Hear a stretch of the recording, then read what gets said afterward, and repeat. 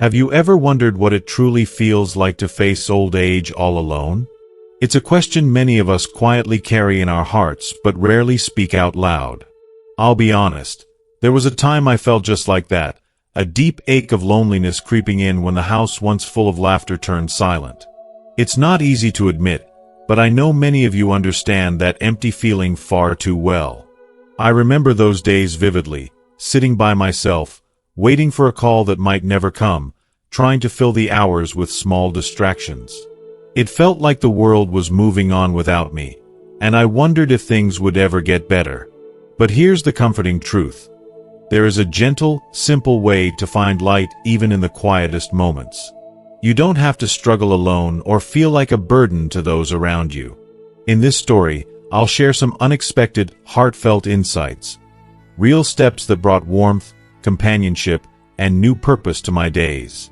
These aren't complicated or overwhelming ideas, just practical things anyone can start doing, no matter your situation. They changed everything for me, and they might just do the same for you. So as we journey through this together, ask yourself, what small change could make your life brighter?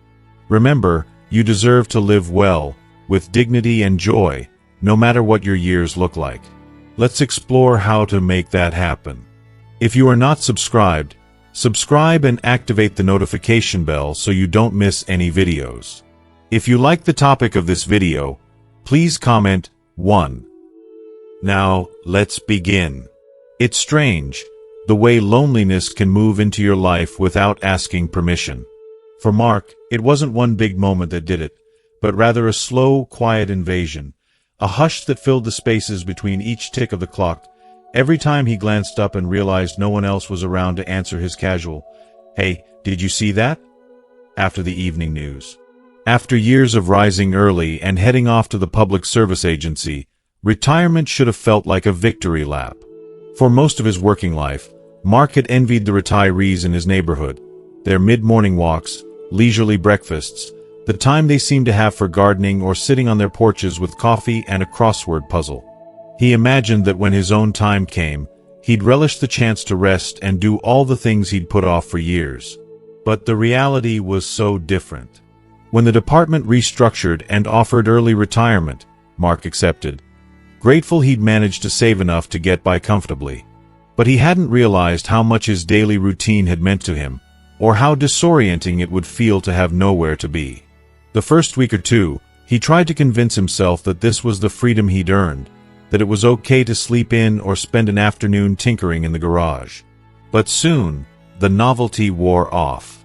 The house, once bustling, alive with the gentle background noise of family, felt cavernous and strangely unfamiliar. Even the furniture seemed to sigh with the weight of silence. His wife, Anne, had passed away not so long before, after years of illness. It still didn't feel real. There were mornings he reached across the bed for her, forgetting for a split second that she was gone, then feeling the sting all over again. His children, Adam and Eva, were good kids. They'd grown into responsible, busy adults, carving out lives of their own. Adam up north with his wife, and Eva out west, raising her own young family. Mark felt proud of them, but he couldn't help but miss the times when their footsteps and laughter filled the hallways. The house now felt more like a museum, full of memories but empty of the people who created them. One particular evening, the loneliness caught him off guard. He was flipping through old photo albums at the kitchen table, Anne's gentle handwriting beneath each snapshot. Summer '92, Adam's first swim, Eva's birthday, age 10. And suddenly, he was overwhelmed. He closed the album, unable to look at it a moment longer, and stared out the window at the dusky yard. The stillness pressed in on him. That was when the phone rang. Adam's voice, rushed but familiar, came through the line. He was apologizing for not being able to visit. Something had come up at work, but he'd try to stop by next week. Mark assured him, as always, that it was fine, he was managing well. But when the call ended, the house felt even quieter than before, as if it were reminding him that he was, in fact, alone. That's the trouble with loneliness. It isn't always loud. Sometimes it slips in like a draft under the door, sometimes it sits with you quietly, making even the air feel heavier. Feeling isolated after retirement. Retirement is supposed to be a reward. But for many, it comes with a sense of loss that isn't spoken about enough. Mark found himself feeling unmoored, drifting. There were no more early morning rushes to beat traffic, no colleagues to swap weekend stories with. The first month, he found himself wandering around the house, turning on the TV for background noise, rearranging books on the shelf, anything to give the day some kind of shape. Neighbors would wave as they passed on morning walks, but conversations rarely went deeper than polite hellos. Mark had always thought he'd join more community activities, maybe volunteer at the local library or take a painting class. But with Anne's passing, even the thought of meeting new people felt exhausting. There's a peculiar kind of isolation that comes when your purpose changes overnight. Mark missed the sense of being needed. He missed someone relying on him to get dinner ready, to fix a leaky faucet, to listen to the little triumphs and troubles of the day. Meals, once a social event, became quick affairs, toast and coffee for breakfast, something simple for dinner. He noticed he'd started talking to himself, narrating his actions just to hear another voice in the room. The silence of the house seemed to echo back all his thoughts, making small worries feel much bigger. Sometimes, Mark would sit on the porch and watch couples walk by, or families out for an evening stroll. He envied the simple, everyday interactions, a touch on the arm, a shared laugh, the casual bickering over what to have for supper. He wondered if the people he watched understood how precious those moments were. He certainly hadn't, back when they were a daily part of his life. The impact of losing loved ones. Grief is an unpredictable companion. Some days, it tiptoes behind you, almost out of sight. Other days, it grabs you by the shoulders and won't let go. Losing Anne had changed everything. She'd been the heart of their home, the planner, the comforter, the one who could turn even a dreary Tuesday into something special with her quiet sense of humor and way of making every meal an occasion. In the final months of her illness, Mark had done his best to care for her, but after she passed, he realized just how much he depended on her gentle presence. There were reminders everywhere. Her favorite coffee mug is on the shelf. The way she arranged the pillows on the couch. The smell of her lotion, faint but persistent in their bedroom. Mark found himself avoiding certain rooms, unable to face the ghosts of ordinary days gone by. His children called as often as they could, and sometimes Eva managed to bring her daughter over for a quick visit. But those visits felt rushed, bookended by school schedules, work calls, and errands. Mark understood. He remembered those years when he was the one too busy to sit for long. But understanding didn't make it easier. On one of Eva's whirlwind visits, she walked through the door with a bright smile, set down her purse, and immediately apologized for not being able to stay. Mark had made her favorite chicken casserole, hoping for a little taste of the past, but she was distracted, fielding texts from work and checking the time to be sure she wouldn't be late picking up her son. She sat for just a few minutes, ate quickly, hugged him, and rushed out, leaving behind a hollow silence. Standing by the window, Mark watched her car disappear down the street. He felt foolish for having cooked a big meal, foolish for hoping things could be like they once were. That night, he lay awake for hours, replaying old conversations and wondering how life had moved so quickly from noisy chaos to solitary quiet. Conversations that spark reflection. A few days later, Mark's neighbor, Mr. Lewis, stopped by for a chat. Lewis was about the same age as Mark, and their wives had been friends for years. Like Mark, Mr. Lewis was living alone now. His wife had passed, and his grown children lived several hours away. They sat on Mark's porch in the late afternoon sun, sipping lemonade and exchanging small talk about the weather, the latest changes in the neighborhood, and the endless repairs old houses seemed to need. At one point, Lewis grew quiet, then said, "You know, Mark, we've both reached an age where we have to think ahead. If the day comes when it's just you, alone in this big house, what will you do?"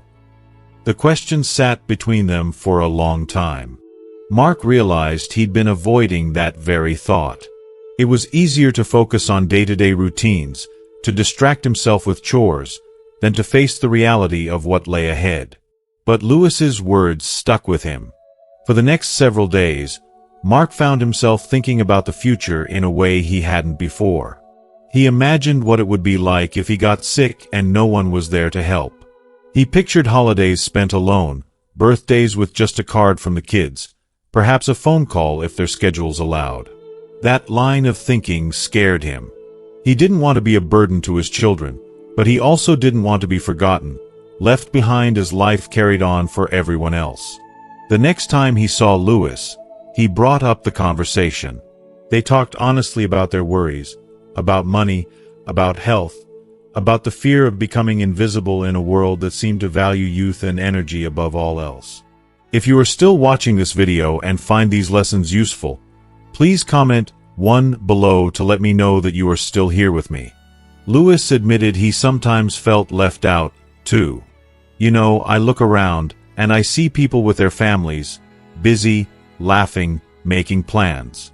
Then I come home to my quiet house, and it hits me, this is it. This is how it ends up for a lot of us. He shrugged, but Mark could see the sadness in his eyes. Their conversations became a regular occurrence. Sometimes they talked about practical things, pension plans, health insurance, ways to keep active. Other times, they simply sat together, comfortable in their shared silence. Through these talks, Mark realized he wasn't alone in his feelings. The ache of loneliness, the fear of irrelevance, the desire for connection, these were universal experiences, especially among those entering their later years. Slowly, Mark started to see the outlines of a new way forward. He began to understand that while some things had changed forever, there was still room for hope, for small joys and new connections. Planting the seeds of change. Motivated by these conversations, Mark resolved to make a few small changes. He started going to the park each morning, even if just for a short stroll. At first, it felt awkward. He didn't know anyone, and he worried about seeming out of place among the younger joggers and parents pushing strollers. But he stuck with it. Eventually, he recognized familiar faces. The woman with the little terrier, the man who always wore a baseball cap and whistled classic rock tunes, the older couple who moved slowly but steadily, arm in arm. Sometimes, he'd exchange a nod or a brief greeting. Other times, he simply enjoyed the fresh air and the sound of birds in the trees. He also made a point of visiting the local community center in the evenings. There, he found a group of retirees who played chess and board games. The first time he sat down at a table, he was nervous. What if he made a mistake or couldn't keep up? But the group was welcoming, quick to joke about their own senior moments, and eager for new challengers. The community center became a lifeline. Some nights, Mark lost every game he played, but he laughed more than he had in months. He learned that friendship doesn't always look like it did when he was younger.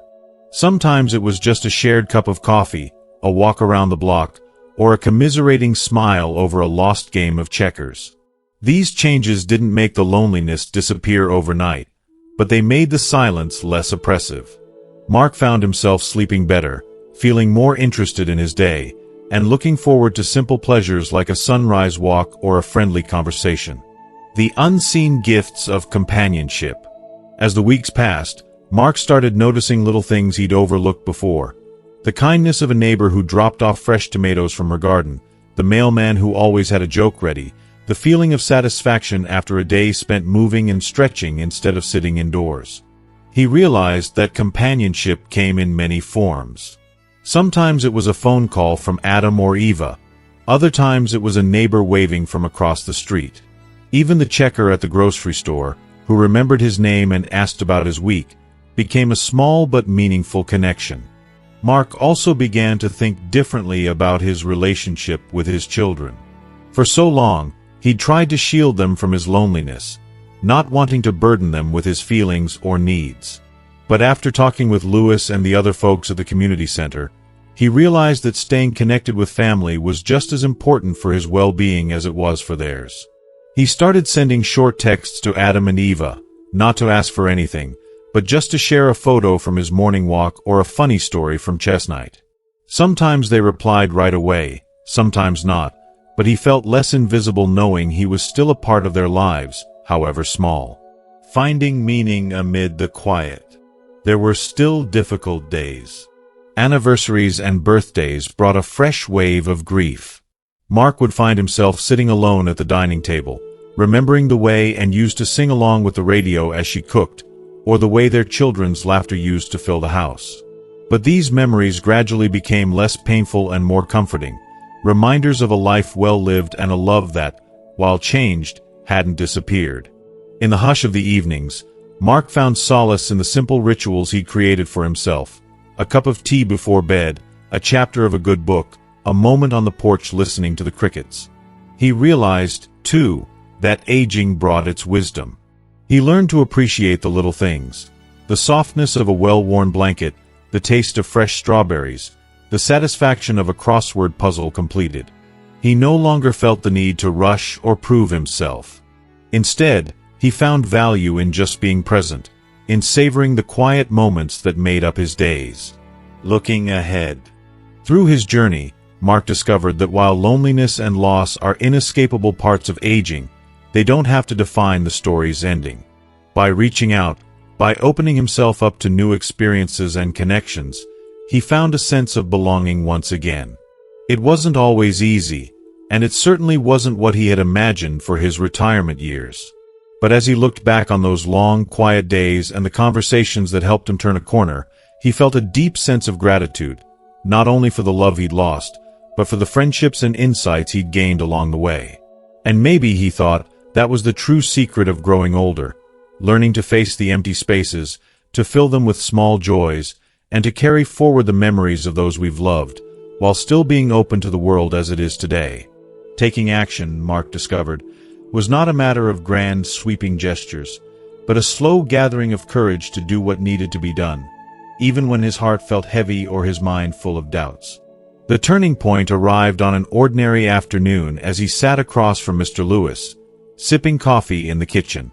It was Lewis who, with his characteristic bluntness, remarked, "We can't just drift, Mark. Not at our age.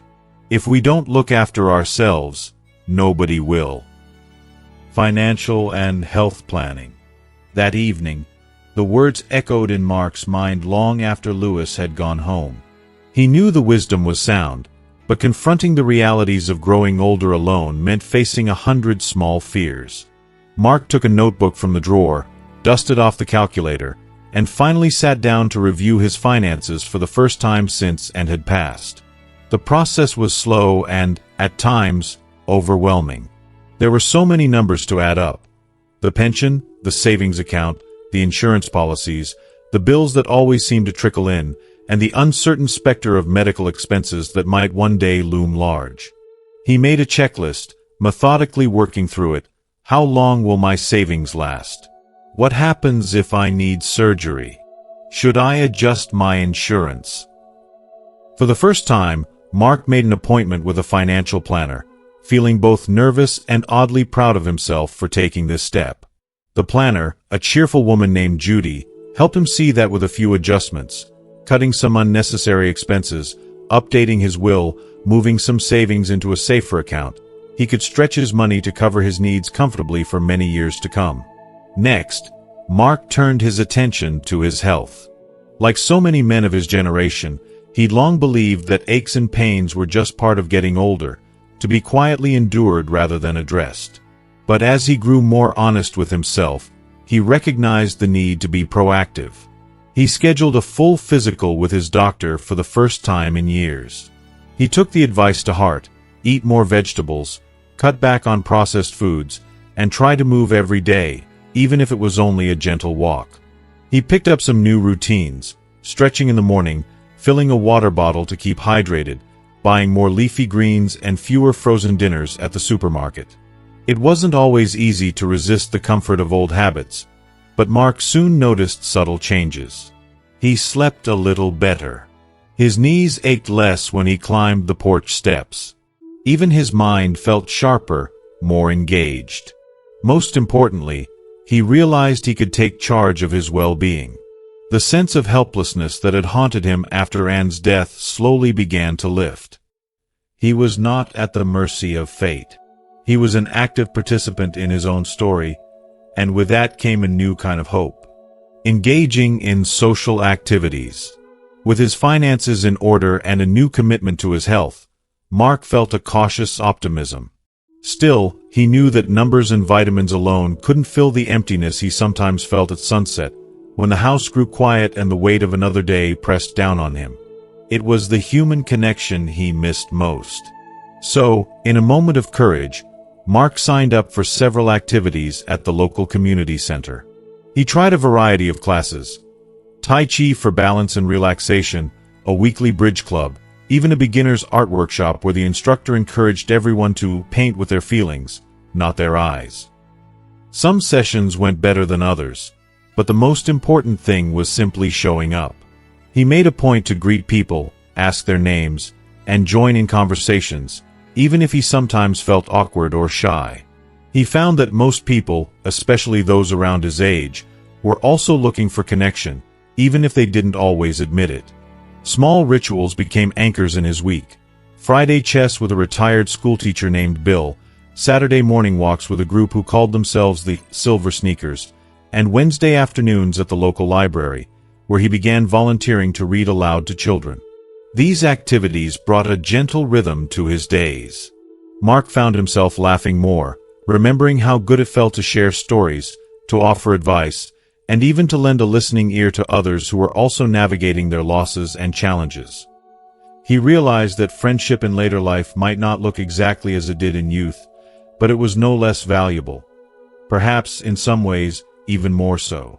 Sometimes, after a particularly enjoyable day, Mark would return home with a sense of contentment that surprised him. He'd sit on the porch, watch the sky deepen from blue to orange, and feel a quiet gratitude settle over him.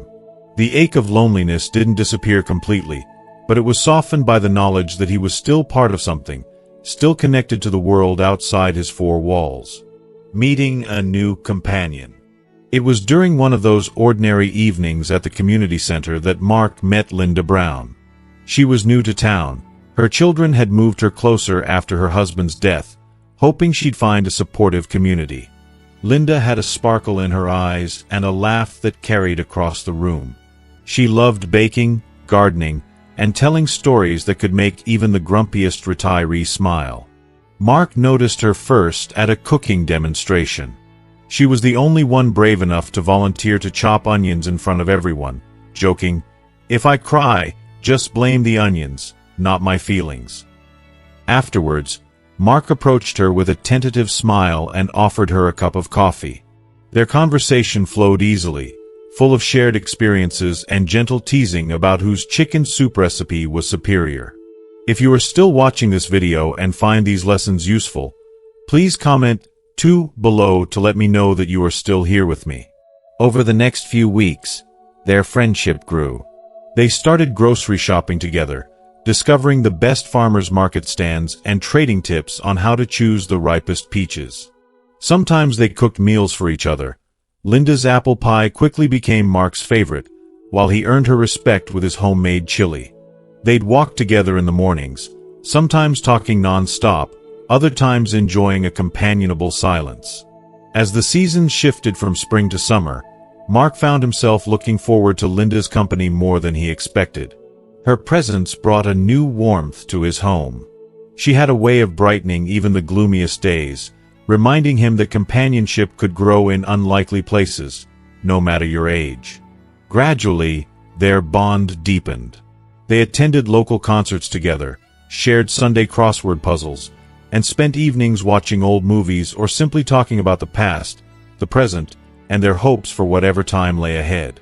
Mark was surprised by how natural it felt to care for someone again, and how healing it was to allow himself to be cared for in return. They didn't rush anything, nor did they feel pressured to define their relationship in any particular way. It was enough to enjoy each other's company, to offer support and understanding, and to know that, At least for now, they didn't have to face the world alone. Challenges of late-life relationships. But life, Mark learned, is rarely simple for long. Just as he settled into this newfound happiness, a new challenge arose. One afternoon, Linda received a call from her son, who lived several states away. He was getting married and wanted Linda to move in with him and help prepare for the wedding. She was torn, her son needed her, and family ties ran deep. But she also felt at home with Mark, and the thought of leaving unsettled her. They spent long evenings discussing what to do. Mark, not wanting to hold her back, encouraged her to go if she felt it was right. "Family comes first," he said gently, though his heart ached at the thought of losing her company. Linda's eyes filled with tears as she admitted, "I feel like I finally have something good again, right here. But maybe it's time I give my son what he needs." The days leading up to her departure were bittersweet. They tried to savor their time together, sharing favorite meals, taking one last trip to their favorite park, reminiscing about the memories they'd built in such a short time. On the day Linda left, Mark drove her to the bus station. He hugged her tightly, whispered that he'd miss her, and watched as the bus pulled away, carrying her out of sight. The house felt emptier than ever in the days that followed. Mark tried to keep up his routines, chess with Bill, walks with the silver sneakers, but the world seemed a little duller, the laughter a little more distant. He missed Linda's easy smile, her habit of humming while she cooked, the way she filled his life with gentle light. He kept in touch with Linda, calling and texting when he could. They promised to see each other again, but both knew that life could be unpredictable. Sometimes, Mark wondered if he'd made the right decision by encouraging her to go, or if he should have asked her to stay. But deep down, he understood that love, at any age, means letting the people you care for follow their paths, even if it leads them away from you. A new understanding. Through this experience, Mark came to a profound realization. Taking action in later life isn't just about paperwork, diets, or hobbies. It's about having the courage to open your heart again, to risk caring and being cared for, even when you know how fragile happiness can be. It's about creating new connections, cherishing them for as long as you can, and then letting go with grace when circumstances demand it. He learned to value each friendship, each conversation, each shared laugh, even if it was brief or interrupted. He realized that growing older didn't mean giving up on companionship or settling for isolation. Instead, it meant remaining open to new beginnings, new people, and new chapters, no matter how late in the book they might appear. Mark also understood, with a clarity born from loss, that it was okay to feel sad when good things changed or ended. Grief was not a sign of weakness, but of having loved well. He learned to treat himself with compassion on the days when the house felt too quiet, to reach out when loneliness grew too heavy, and to trust that, somehow, life would keep offering new chances for joy and connection. And so, as summer faded to fall, Mark found himself once again sitting on the porch, a mug of coffee warming his hands. He thought of Linda, wishing her happiness with her son and new family. He remembered the lessons of the past months, the power of taking small, steady steps, the importance of nurturing body and mind, and the quiet strength found in both loving and letting go. In the golden afternoon light, he smiled to himself, feeling not just older, but wiser, braver, and more alive than he had thought possible. The journey wasn't over, and neither were the possibilities. He was ready, once more, to welcome whatever, or whomever might come next. Change, Mark realized, does not ask for our permission. It sweeps in, sometimes gentle as a breeze, sometimes as fierce as a storm, and always with the power to transform the shape of our lives. He had weathered changes before, retirement, widowhood, seeing his children grow up and move away, even the bittersweet adventure of finding new companionship with Linda. Now, as the rhythms of daily life shifted yet again, Mark faced a different kind of challenge. Building a home within the unfamiliar walls of assisted living and finding peace in the midst of uncertainty. Moving to assisted living. The decision to move into a senior living community was not one Mark made lightly. For weeks, he'd gone back and forth, hesitating each time he looked around his quiet, memory-laden house. The place was far too big for one, yet full of echoes. Anne's laughter in the kitchen, the thud of kids' sneakers in the hallway, Linda's gentle voice over morning coffee. There were days the loneliness pressed on his chest like a weight, and though he was proud of his independence, he could not ignore the creeping anxiety. What if I fall? What if I get sick? Who will know? He discussed it with Adam and Eva. They were, at first, hesitant, offering to visit more often or set up an emergency alert system. But Mark insisted, "You both have your lives, your work, your children. I can't rely on you to drop everything when I need help. I want you to live without worry." He wanted the same for himself: peace of mind, a little safety net, a place where he could count on help if needed, but still have the dignity to live his days as he wished. So he made the call, arranged a tour, and a month later, with help from Adam and Eva, packed up the essentials of a life: framed photos, well-loved books, favorite coffee mug, a faded quilt, and had sewn in their first year of marriage. As he locked the front door for the last time, his hands trembled, not from age, but from a mingling of grief and hope. The senior community was nothing like the dreary institutions he had once imagined. It was bright and airy, with wide windows looking out onto flower beds and old maples. There was a vegetable garden where residents tended tomatoes and herbs, and a sunny courtyard ringed by benches. The halls were busy with activity, staff stopping by to check on everyone, residents chatting over puzzles or reading in cozy nooks. Mark's apartment was small, but comfortable.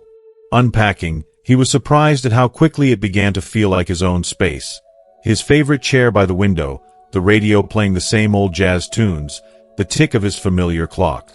That first night, lying in a new bed, he stared out at the moonlit garden, heart pounding, feeling both the sharp sting of leaving behind a lifetime and the faint flicker of relief.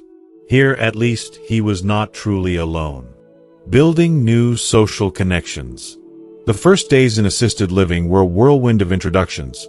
Nurses stopping by to greet him, other residents waving in the halls, a cheerful activities director named Patty inviting him to join the next morning's Tai Chi class. At first, Mark was reserved, content to settle in quietly and learn the lay of the land. But as the weeks passed, he found himself drawn into the gentle current of community life. He met Mr. Vernon, a retired postal worker with a sharp wit and a penchant for chess, who quickly became a daily companion. They'd play in the rec room, swapping stories between moves. There was Joan, whose laugh boomed across the courtyard and who loved to organize evening bingo. Even in small talk at breakfast or a nod in the hallway, Mark felt the difference from the solitude of his old house. Here, every day was punctuated with little connections, smiles, shared complaints about the food, the camaraderie of growing older together. Mark found routine in these new rituals. He attended exercise classes, sometimes just for the company, sometimes for the stubborn pleasure of proving he could still touch his toes. He joined a group that read aloud from favorite novels, finding comfort in the sound of voices rising and falling in familiar stories. He helped water the garden, surprising himself by how much he enjoyed the feel of sun and dirt on his hands. He discovered that stability, at this age, was as much about these simple routines as it was about safety. Meals, once quick and solitary affairs, became a chance to connect. He found himself lingering after lunch, chatting with new friends about their lives, their families, their dreams. There were quiet afternoons spent playing cards, or lively evenings singing old songs. It wasn't the same as the boisterous chaos of his children's youth, but it was its kind of warmth. The ache of loss did not vanish, but it softened under the gentle hum of community. Sometimes, late at night, Mark would sit by his window, thinking of and/or Linda, or the children when they were small, and feel the familiar pang. But he also knew that each morning brought new conversations, new faces, and the comforting certainty that he was seen and known by those around him. Family support and visits. Mark's move prompted new patterns in his family life as well. Adam and Eva, ever supportive, helped him settle in, arranging his things, labeling boxes, and making sure his favorite coffee blend made it to the cupboard. They visited often, sometimes bringing their children, filling his small apartment with laughter and stories. If you are still watching this video and find these lessons useful, please comment 3 below to let me know that you are still here with me. At first, Mark worried the move would distance him from his family, but he found the opposite to be true. Visits became less about running errands or fixing things and more about simply being together. Playing board games with the grandkids, sharing news from their lives, walking through the garden arm in arm. Adam and Eva remarked on how much more relaxed he seemed, how his eyes sparkled when he talked about his new friends or the Tai Chi group. Mark felt a quiet pride, knowing he was modeling not just how to age, but how to embrace change with courage. They stayed in touch by phone, too, texting little updates or funny photos from their days. When Adam's daughter made the soccer team, Mark cheered from afar, sending her a note about how proud he was. Eva sometimes called for advice on her garden, laughing about how her tomatoes never seemed as sweet as the ones from her childhood. These threads of connection, woven through the routine of new life, gave Mark a sense of belonging that extended far beyond the walls of the facility. He noticed, too, that his children seemed relieved. No longer did they worry every time the phone rang late at night. Mark's choice to seek stability had given them peace, and in turn, that gave him comfort. They weren't just family, they were a team, each supporting the other as the years rolled on. Coping with another loss. It was in this tentative peace that another blow struck. One sunny afternoon, Mark was sitting with Mr. Vernon in the courtyard, sharing stories about their favorite baseball teams, when his phone rang. Adam's voice was tight, trembling. "Dad, Linda's been in an accident. She's in the ICU. It's serious." The words sent a cold wave through Mark. His heart raced as he called Eva, and soon both children arrived to take him to the hospital. The drive was a blur. Mark clung to hope, his mind racing back to memories of Linda's laughter, the feel of her hand in his, the gentle way she'd cared for him when he'd been sick. At the hospital, time seemed to stand still. Adam and Eve waited with him, comforting him, tears shining in their eyes. Mark sat in the sterile waiting room, staring at the bright lights above the doors, praying for a miracle. He thought of all the conversations he and Linda had shared, all the walks, the meals, the quiet companionship they'd built together. He wanted to believe she was strong enough to pull through. But the doctor's words were gentle, final. Linda was slipping away. Mark held her hand, whispered to her, begged her not to go. He felt the weight of years of loss settle over him like a heavy blanket. Even as Linda managed to open her eyes, to squeeze his hand, and say in the faintest voice, "Mark, live well," he knew she was saying goodbye. Afterward, Mark drifted through days of numbness. His new friends at the assisted living facility tried to offer comfort, a hot cup of tea, a listening ear, an invitation to join a game. Adam and Eva visited often, bringing the grandchildren, filling his room with hugs and the soft, healing noise of family. Yet grief, he learned, is both a private sorrow and a communal ache. There were moments in the middle of the night when tears would come unbidden, and the loneliness would feel as sharp as it had on the very first day after Anne's passing. But something was different this time. Mark knew now that pain was not the only truth of loss. The memories of Linda's kindness, her laughter, and her love became a gentle presence in his days.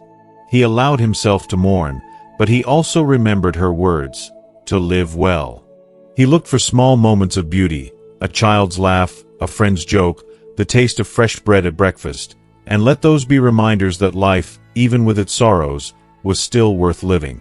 In time, Mark found comfort in extending kindness to others. He reached out to new residents, inviting them to walk in the garden or join a card game. He discovered that helping others navigate the uncertainty of change gave his own life new meaning. He realized with a sense of awe that resilience is not about never hurting. It is about allowing yourself to be held by the world, to find comfort in shared burdens and unexpected friendship. A new stability, a quiet hope. Through it all, Mark adapted, sometimes with reluctance, sometimes with courage,